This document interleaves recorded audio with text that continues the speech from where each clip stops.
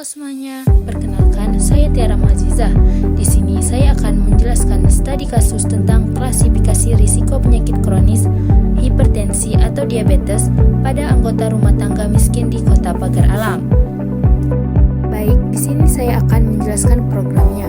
Pada bagian awal, dilakukan import library yang diperlukan. Pandas digunakan untuk mengolah data dalam bentuk tabel, NumPy digunakan untuk manipulasi nilai numerik, Scikit-learn digunakan untuk processing data, pembagian data training dan testing, pembuatan model, decision tree, dan naive Bayes, serta evaluasi model. Sedangkan Matplotlib digunakan untuk menampilkan visualisasi pohon keputusan. Selanjutnya, dibuat dengan dataset yang berisi data kesehatan pasien. Setiap baris mewakili satu individu. Variabel outcome menjadi target klasifikasi di mana 0 sama dengan tidak berisiko diabetes dan 1 sama dengan berisiko diabetes. Selanjutnya, dataset kemudian diubah menjadi data frame agar lebih mudah dianalisis menggunakan Pandas. Pada bagian ini digunakan untuk melihat 5 data pertama dan struktur dataset.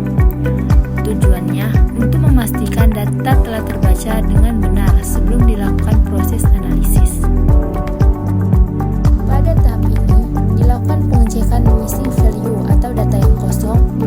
Selanjutnya, nilai 0 pada beberapa atribut kesehatan diubah menjadi NaN atau missing value karena dianggap sebagai data yang tidak valid. Kemudian, missing value kemudian diperbaiki menggunakan metode mean imputation.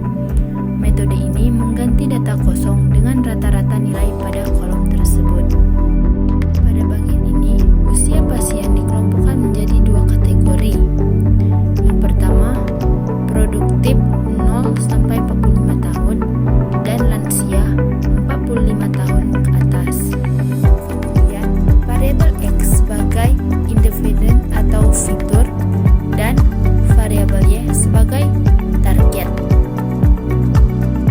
Pada bagian ini, data dibagi menjadi 2, 50% data training dan 50% lagi data testing.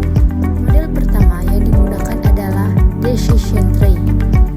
Kemudian, model dilatih menggunakan data training agar dapat mempelajari pola hubungan antara faktor kesehatan dan status diabetes. Setelah model selesai dilatih, dilakukan prediksi terhadap data testing untuk mengetahui apakah pasien termasuk berisiko atau tidak berisiko diabetes.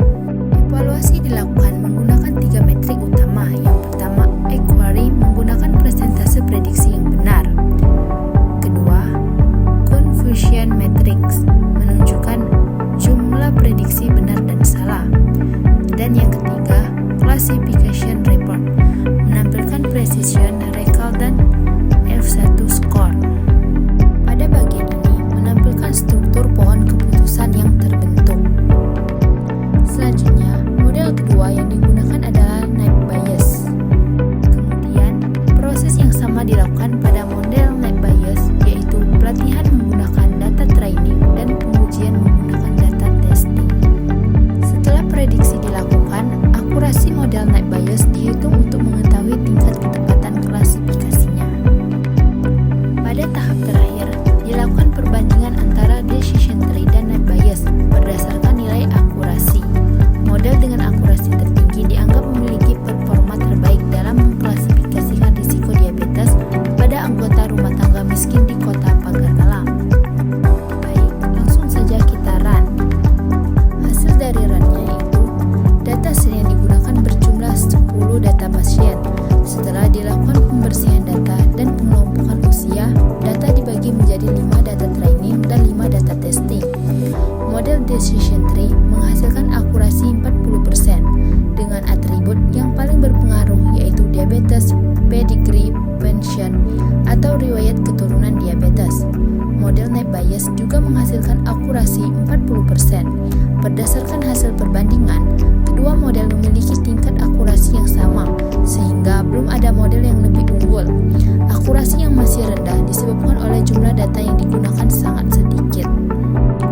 Baik, itulah Inilah penjelasan dari studi kasus klasifikasi risiko penyakit kronis, hipertensi, diabetes pada anggota rumah tangga miskin di Kota Pekan Alam.